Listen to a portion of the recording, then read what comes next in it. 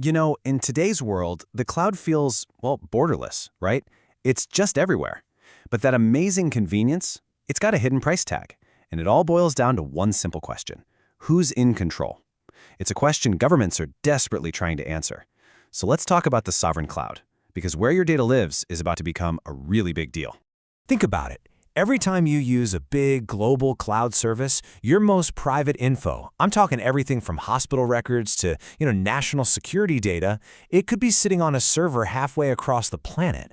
So it really makes you wonder, who actually holds the keys to your digital kingdom? And the answer to that? Well, it's kicking off a huge shift in technology. Okay, so this is where we get to the heart of the problem. That seamless, just works cloud that we all love and rely on, turns out it's got this whole risky geopolitical side to it. See, when your data is stored in another country, well, it's got to play by that country's rules. And these risks really stack up. First off, your data suddenly falls under foreign laws. That means another government could legally demand to see it. Then you've got this scary idea of a kill switch.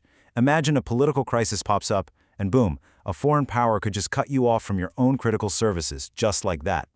And on top of all that, when you rely on a single foreign company, you get stuck in what's called vendor lock-in. It's a huge strategic problem. So, with all these dangers looming, it makes sense that countries and big organizations are starting to fight back. They're building a new kind of digital fortress, if you will. It's called the sovereign cloud. And the whole idea is to bring all that control right back home. But what is it, really? Well, the concept is actually pretty simple, but it's incredibly powerful. A sovereign cloud is just a cloud computing setup that makes sure all your data and services stay physically inside your country's borders.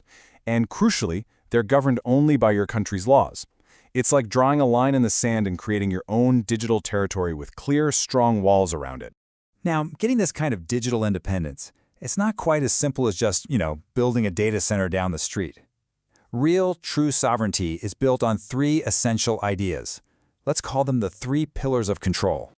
All right, let's break these down. Pillar number 1 is data sovereignty. This is simple. Your data, your apps, all the little bits of metadata, none of it can physically leave the country, period. Then there's operational sovereignty. This means only local, fully vetted people can manage the infrastructure. No foreign hands get to touch the hardware or peek at the back-end systems. And finally, number 3, technological sovereignty. This is about using open standards to avoid that vendor lock-in we talked about. It means you always have the freedom to pack up your data and move it somewhere else if you want to. And here's the ultimate failsafe. It's a technology called Hold Your Own Key. It's exactly what it sounds like. You and only you hold the keys to encrypt your data. That means not even the company running the cloud can see what's inside. It's basically the digital version of a vault where you're the only one who knows the combination. So as you can imagine, a massive shift like this has created a whole new ecosystem of players. So who's actually out there building this new digital world? Well, it really starts with government agencies. They're usually the main customers, but they're also the ones setting the rules. Then you've got the huge tech giants, the hyperscalers like Microsoft, Google, AWS, and they're now rolling out their own special sovereign versions. But they're also competing with smaller local providers who are building this stuff from the ground up, right at home. And kind of connecting all the dots, you have industry regulators and special integrators who help with the incredibly complicated job of moving everything over. And look, the impact here goes way beyond just the IT department. We're talking about a trend that's literally reshaping entire economies and even how countries relate to each other. Just follow the money. By 2026, we're talking about a global sovereign cloud market worth an insane $80 billion. Yeah, $80 billion. This shows it's not just about security anymore. You could almost call it a new kind of digital nationalism, where data has become the new oil. So no, this isn't some niche trend. It is quickly becoming a core part of the global tech economy. And it's not just the size, it's the speed. This market is growing at a blistering 35% a year. When you see that kind of growth, it tells you one thing. This is a solution to a very real and very urgent problem people are trying to solve. The strategic benefits here are huge. For a country, it makes your digital services way more resilient to things like foreign sanctions. It protects your secret sauce, your intellectual property like new AI models developed locally. Plus, it boosts the local economy by creating a ton of high-tech jobs. And maybe most importantly, it builds trust. It gives citizens confidence that their personal data is actually safe and sound, right there at home. But of course, all this control and security, it doesn't come cheap. building your own digital fortress involves some pretty big costs and some serious trade-offs. The first thing you'll notice is the price. A sovereign cloud can easily cost you 20 to 30% more than a standard global cloud. And that extra cost? It comes from needing specialized hardware, paying higher local wages, and just the sheer expense of meeting all those strict government rules.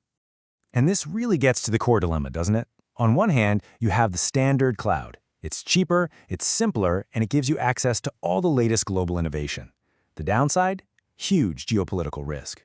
On the other hand, the sovereign cloud absolutely crushes that risk. But you pay for it with higher costs, a lot more complexity, and you might get cut off from the cutting edge of global tech. Yeah, and the challenges don't stop there. We're in a world with global shortages of the exact memory chips and GPUs you need to even build these things. Plus, trying to move decades of old, creaky IT systems over to a new platform, that's a nightmare. And here's a big one. There's a real risk that your super secure local cloud won't be able to easily connect with your international partners, throwing up brand new walls for global business. Which kind of leaves us with this one big final question. As everyone rushes to build a secure digital fortress, how do you make sure you don't accidentally build yourself a digital prison? Is that digital independence really worth the very real risk of digital isolation? Well, that is the multi-billion-dollar question that countries all over the globe are wrestling with as we speak.